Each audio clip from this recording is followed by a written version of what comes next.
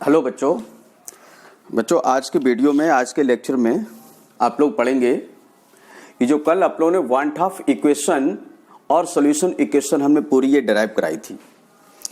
PV equal to NRT, या आपने अच्छे से समझ ली होगी। नहीं, सब इजी है, कोई टफ नहीं है। जहाँ पर आर जो है सॉल्यूशन कांस्टेंट है, फिर इसको सॉल्व किया और सॉल्व करके ये सारे फार्मूले आए निकल कर। इन पर आप लोग करेंगे न्यूमेरिकल्स। तो हल्के फुल्के न्यूमेरिकल्स कर ले रहे हैं, एक सेकंड, हल्के फुल्के न्यूमेरिकल्स कर ले रहे हैं।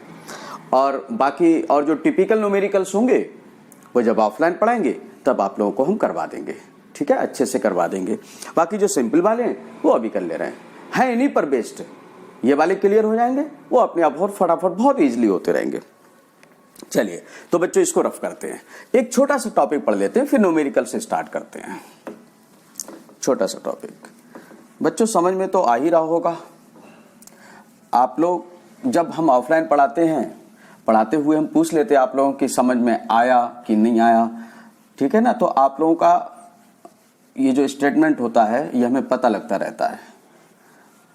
हम पढ़ाते रहते हैं, आप लोगों से पूछते रहते हैं कि समझ में आया नहीं आया। आप लोग कह देते हैं कि यस सर समझ में आया, या फिर समझ में नहीं आया। पर ये जो वीडियो बना रहे हैं इसमें आप लोग जरूर कमेंट करके बताइएगा कि समझ में आ रहा है कि सर नहीं आ रहा है। तुरंत कमेंट करें समझने के बाद, तो हमें भी अच्छा लगेगा। वरना हमें यही लगा रहता पता नहीं हमारे बच्चों को समझ में आया होगा कि नहीं आया होगा, यही चिंता हमें सताए रहती है। तो आप लोग हमें प्लीज कंप्लीट करके जरूर बताएं, कमेंट करके। चलो बच्चों आज का टॉपिक है हाइपरटोनिक सॉल्यूशन एंड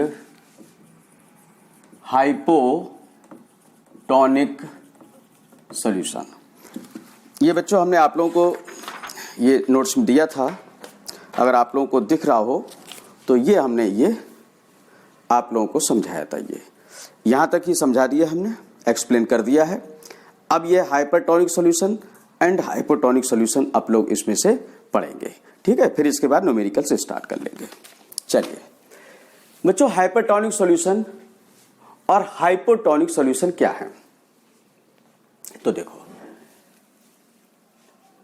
हमारे पास ये कोई कंटेनर है और इस कंटेनर को सपोज हमने एक इसको सेपरेट कर दिया by SPM, semi permeable membrane से हमने इसको सेपरेट कर दिया, ठीक। हमारे पास इधर एक सॉल्यूशन है बच्चों, इसका ऑस्मोटिक प्रेशर सपोज 4 है, और जो इस साइड में हमारा सॉल्यूशन रखा है इसका ऑस्मोटिक प्रेशर सपोज 3 है, ठीक है। इसका 4 ऑस्मोटिक प्रेशर और इस सॉल्यूशन का 3। तो बच्चों जिसका ऑस्मोटिक प्रेशर ज्यादा है बच्चों, ऐसे सॉल्यूशन को अपन कहेंगे हाइपरटोनिक सॉल्यूशन, और जिसका कम है बच्चों इसलिए उसको क्या कहेंगे, हाइपोटोनिक सॉल्यूशन। जिसका ज्यादा उसका हाइपरटोनिक सॉल्यूशन, और जिसका ऑस्मोटिक प्रेशर कम उसको हाइपोटोनिक सॉल्यूशन कहते हैं। Those solution which have high osmotic pressure than other solution is called hypertonic solution, and other solution is called hypotonic solution। जिसका ऑस्मोटिक प्रेशर ज्यादा है वो हाइपरटोनिक, और जिसका ऑस्मोटिक प्रेशर कम है उसको हाइपोटोनिक सॉल्यूशन कहते हैं, ठीक है बच्चों। समझ में आया, बड़ी सिंपल से। जिसका ज्यादा हाइपरटोनिक, जिसका कम हाइपोटोनिक, ठीक है, अच्छी बात है। अब बच्चों क्या किया, इन दोनों टाइप के सॉल्यूशन को हमने सेमी परमिएबल मेम्ब्रेन से सेपरेट कर दिया। अब बताओ बच्चों क्या होने वाला है, बताओ। ऑस्मोसिस तो होगा। अच्छा होगा भी या नहीं होगा, बिल्कुल होगा, क्योंकि जब ऑस्मोटिक प्रेशर डिफर है इट मींस दोनों की कंसंट्रेशन भी अलग अलग हैं। Osmotic pressure different then concentration also different. अब बताओ, जब कंसंट्रेशन डिफरेंट है तो ऑस्मोसिस होगा या नहीं? बिल्कुल होगा बच्चों। ऑस्मोसिस तभी होता है जब दो डिफरेंट कंसंट्रेशन वाले सॉल्यूशन को सेमी परमेबल मेम्ब्रेन से सेपरेट कर देते हैं। तो कंसंट्रेशन किसकी ज्यादा होगी? More the osmotic pressure more the concentration. आप लोग जानते हैं जैसे जैसे कंसंट्रेशन इंक्रीज करते हैं, कल पढ़ाए थे हम वाइल-वान-टॉफ लॉ में, जैसे जैसे कंसंट्रेशन को इंक्रीज करते हैं वैसे वैसे उनका ऑस्मोटिक प्रेशर भी इंक्रीज करता है। इसका मतलब इसकी कंसंट्रेशन ज्यादा है और इसकी कंसंट्रेशन कम है। इसकी कंसंट्रेशन ज्यादा है, हाई कंसंट्रेशन है, और इसकी कंसंट्रेशन इसके कंपेयर में कैसी है? लो है। और जब ऑस्मोसिस होता है तो ऑस्मोसिस किधर से किस साइड में होता है? Lower concentration to higher concentration. It means कि अगर हाइपरटोनिक सॉल्यूशन और हाइपोटोनिक सॉल्यूशन को सेमी परमेबल मेम्ब्रेन से सेपरेट कर दें तो ऑस्मोसिस का जो प्रोसेस होता है वो lower concentration to higher concentration होता है। या यूं कह दो कि हाइपोटोनिक सॉल्यूशन से हाइपरटोनिक सॉल्यूशन की ओर होता है। या यूं कह दो कि लोअर ऑस्मोटिक प्रेशर से हायर ऑस्मोटिक प्रेशर की ओर ऑस्मोसिस होता है थ्रू सेमी परमेबल मेम्ब्रेन। समझ में आई बात? बस बच्चों ये छोटा सा टॉपिक था, एक बार फिर समझ लेते हैं बच्चों। जिसका ऑस्मोटिक प्रेशर ज्यादा हो वो हाइपरटोनिक, और जिसका ऑस्मोटिक प्रेशर कम हो वो हाइपोटोनिक सॉल्यूशन होते हैं। हाइपरटोनिक सॉल्यूशन की कंसंट्रेशन हाइपोटोनिक सॉल्यूशन से कैसी होती है? ज्यादा होती है। इसलिए इन दोनों टाइप के सॉल्यूशन को यदि हम सेमी परमेबल मेम्ब्रेन से सेपरेट कर दें बच्चों तो ऑस्मोसिस का जो प्रोसेस है वो लोअर कंसंट्रेशन से हायर कंसंट्रेशन की ओर होता है। या यूं कह दें कि हाइपोटोनिक सॉल्यूशन से हाइपरटोनिक सॉल्यूशन की ओर होता है। तो ये था बच्चों हाइपरटोनिक एंड हाइपोटोनिक सॉल्यूशन। इसे रटने की जरूरत नहीं है। हाइपर ज्यादा, हाइपो कम। जिसका ऑस्मोटिक प्रेशर ज्यादा वो हाइपर, जिसका कम वो हाइपो। ठीक है, ये हो गया बच्चों। अब न्यूमेरिकल्स स्टार्ट होंगे, समझ लेते हैं। अच्छा, हमने न्यूमेरिकल्स आप लोगों को कल ही पीडीएफ फाइल में भेज दिए थे, पीडीएफ में भेज दिए थे, तो वो न्यूमेरिकल्स आप लोगों ने शायद नोट कर लिए होंगे। आप नोट करेंगे न्यूमेरिकल तभी अच्छे से समझ में आएंगे, इसीलिए हम एडवांस में भेज दिए थे कि आप उनको नोट कर लीजिएगा, क्योंकि वो लिखने में यहाँ पर टाइम लगेगा। बच्चों चलो स्टार्ट करते हैं। यहाँ पर कुछ फार्मूले थोड़े से लिख लेते हैं, थोड़ी सी स्पेस में। PV is equal to nRT, कल पढ़ाया था ये हमने, ठीक है। इसको अपन ऐसे भी लिख सकते थे, P is equal to N upon V RT। इस V को हम इधर ले आए, ठीक है। P is equal to N क्या होता है? Number of moles. मोल्स क्या होता है? Washing machine. तो N की जगह वैल्यू रख दी W अपॉन M। V जैसा था वैसा हो गया और ऊपर RT था, बिल्कुल ठीक है। अच्छा, P इज इक्वल टू बच्चों इतने को अपन क्या कहते थे? W अपॉन MB को अपने मोलारिटी या कंसंट्रेशन कहते थे। तो इतने की जगह इतने की जगह अपन ने क्या रख लिया? M रख लिया, बिल्कुल ठीक है। या फिर अपन कैसे कर सकते हैं? P equal to C RT, M की जगह C, क्योंकि molarity is the concentration term, ठीक है। बच्चों ज्यादातर जो न्यूमेरिकल्स होंगे वो इस फार्मूले पर होंगे। Most of numericals will solve by this formula. इनका भी यूज होगा, बट इसका सबसे ज्यादा होगा, इसका भी होगा। तो यूज तो सबका होना है, पर इसका सबसे ज्यादा होगा, ठीक है। अच्छा बच्चों, R की वैल्यू लगाएंगे अपन। इस R की वैल्यू 0.082 1 भी होता है, चाहे लगाएं या ना लगाएं। और इसका यूनिट होता है लीटर atm एटमॉस्फेयर पर केल्विन पर मोल। केल्विन भी लिख सकते हैं, डिग्री सेंटीग्रेड भी लिख सकते हैं। नोट्स में हो सकता है कि डिग्री सेंटीग्रेड लिखा हो तो वो भी सही है, ये भी सही है। तो आर की वैल्यू अपन हर जगह ये लगाएंगे। हां, कहीं अगर पास्कल में दिया होगा, अगर ऑस्मोटिक प्रेशर पास्कल में दिया है तो जब न्यूमेरिकल सामने आएगा तभी हम बता देंगे कि आर की वैल्यू क्या लगाएंगे। वैसे नोट्स में हमने लिख रखी है। चलिए, अच्छा बच्चों, अब यहां पर क्या क्या स्टेटमेंट है। पी बच्चों ऑस्मोटिक प्रेशर, डब्ल्यू क्या है, weight of solute in gram, weight of solute in gram, V volume in litre, litre में लगाएंगे, बिल्कुल ठीक है। T absolute temperature, degree centigrade में है तो उसमें 273 ऐड करके इसको केल्विन में अपन चेंज कर लेंगे। ठीक है, अब न्यूमेरिकल सॉल्व करने के लिए अपन के पास बस इतना सा ही स्पेस है। इसी स्पेस में आप लोगों को न्यूमेरिकल सॉल्व करने हैं। चलो, इसको ऐसे करके ये ऐसे पार्टीशन बना देंगे। बच्चों, न्यूमेरिकल में कहीं ग्राम मिल जाए, ग्राम मींस वेट मिल जाए, तो 100% न्यूमेरिकल में ये वाला फार्मूला यूज होगा।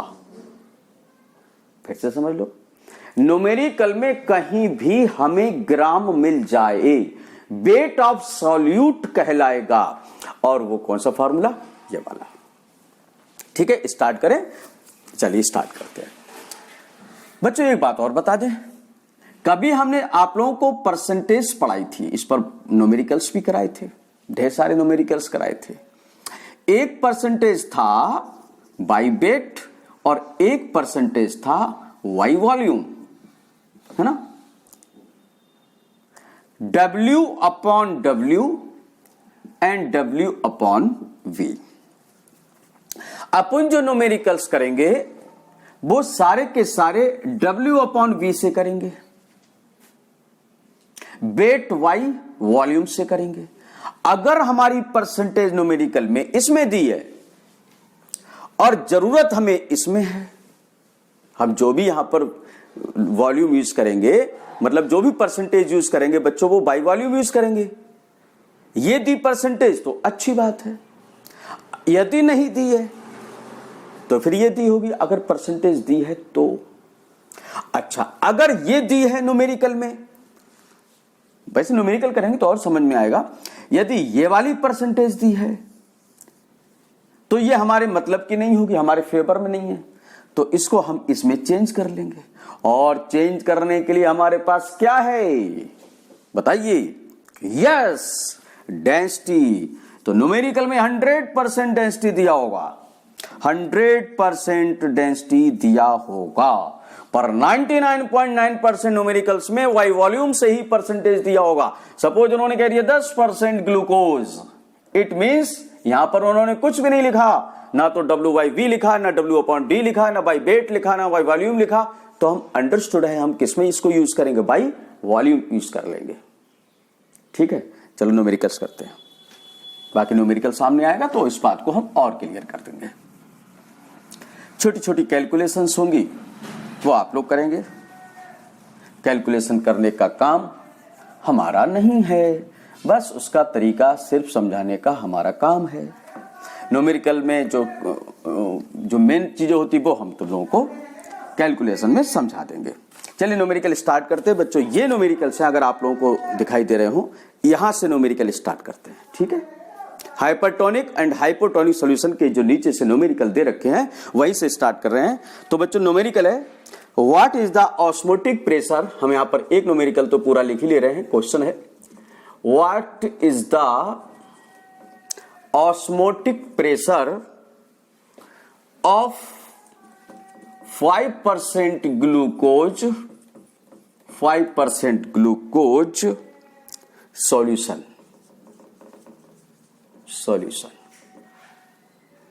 Eight 27 degree centigrade. It is question. क्या क्वेश्चन है?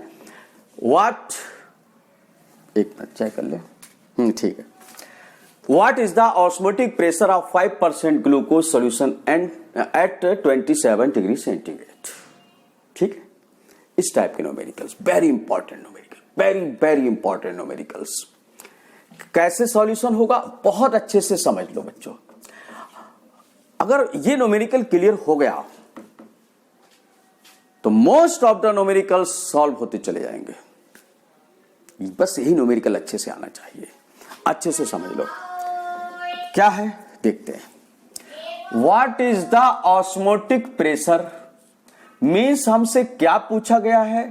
पी पूछा गया है।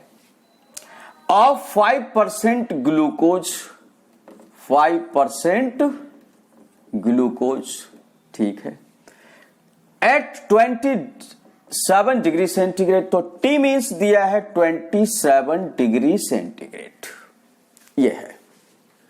अब बच्चों जरा हम इसको रफ कर दें। What is the osmotic pressure? P पूछे हैं।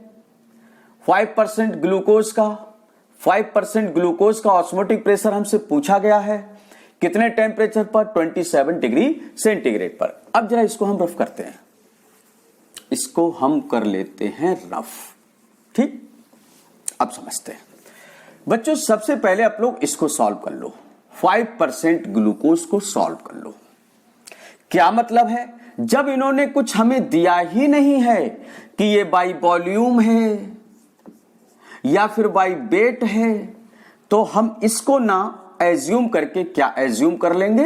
W/V से है, W/V से है। तो बच्चों 5% ग्लूकोज का मतलब आप लोग जानते हैं क्या है, सारे न्यूमेरिकल्स हमने कराए थे। इसका मतलब है 5 gram glucose present in 100 ml solution. यही तो मतलब है बच्चों, याद करो वो पुराने दिन। 5% glucose means 5 gram glucose dissolve in 100 ml solution, ठीक है। अब बच्चों 5 gram it means W is equal to 5 gram. 100 ml है, ml का मतलब लीटर है, कितना है? सॉरी V, ml का मतलब वॉल्यूम है, मतलब B है। 100 ml, बट बच्चों आप लोग V वॉल्यूम इन लीटर में यूज करेंगे, तो इसको लीटर में चेंज करने के लिए 100/1000, 1000 से इसको डिवाइड कर दिया, तो ये आ गया 0.01 लीटर। बोलो यहां तक समझ में आया या फिर नहीं आया? वीडियो को पॉज करो और इसको एक बार ऑब्जर्व करो कि ये पॉइंट क्लियर हुआ या फिर नहीं हुआ। 5% glucose means 5 gram glucose dissolve in 100 ml solution. It means W कितना हो गया? 5 gram. V is equal to 100 ml, but 100 ml use नहीं करेंगे, मतलब ml में यूज नहीं करेंगे, उसको लीटर में चेंज कर लेंगे। लीटर में चेंज करने के लिए 1000 से उसको डिवाइड कर दिया और ये आ गया 0.1। अच्छा, अब बच्चों ये बताओ कि हमें P कैलकुलेट करना है, तो इनमें से कौन सा फॉर्मूला हमारे लिए फिट बैठेगा? क्या ये? नो। क्या ये? नो, क्योंकि मोलारिटी एंड कंसंट्रेशन तो केवल ही नहीं है। क्या ये? नो, नंबर ऑफ मोल्स पता नहीं है। अच्छा, ये और ये तो एक ही बात है, शायद ये। बिल्कुल ठीक। कैसे? हमने बच्चों क्या कहा था कि कभी भी ग्राम दिख जाए 100% बिना सोचे समझे ये वाला फार्मूला फिट कर लो, जहां ग्राम दिखाई दे जाए ये वाला फार्मूला यूज कर लो, ठीक है। तो ये यूज कर ले रहे, बट हम चेक कर लें कि क्या सारी इंफॉर्मेशन हमारे पास है, तो चेक कर लेते। पी तो कैलकुलेट करना, W है, बिल्कुल ठीक है। R हमें पता है कांस्टेंट है 0.82 लीटर एटमॉस्फेयर केल्विन, सॉरी पर केल्विन पर मोल, यूनिट हम नहीं लिख रहे हैं। टी बिल्कुल गिवन है, 27 डिग्री सेंटीग्रेड, नो, ये हमारे मतलब का नहीं है, हमें केल्विन में चेंज करना है। इट मीन्स 273 इसमें ऐड कर लीजिए, 273 इसमें ऐड कर लेंगे तो ये 300 केल्विन हो गया। बिल्कुल ठीक है, हमें टी पता लग गया। अच्छा, वी हमें पता है, मतलब डब्ल्यू भी पता है, आर भी नोन है, टी भी नोन है, वी भी नोन है, but not M is here, M यहां पर नहीं है। एम क्या है? Molar mass of solute, molar mass of solute. तो मोलर मास कैलकुलेट कर लो, किसका? Molar mass of glucose, glucose is a solute, और ग्लूकोज का फार्मूला होता है C6H12O6।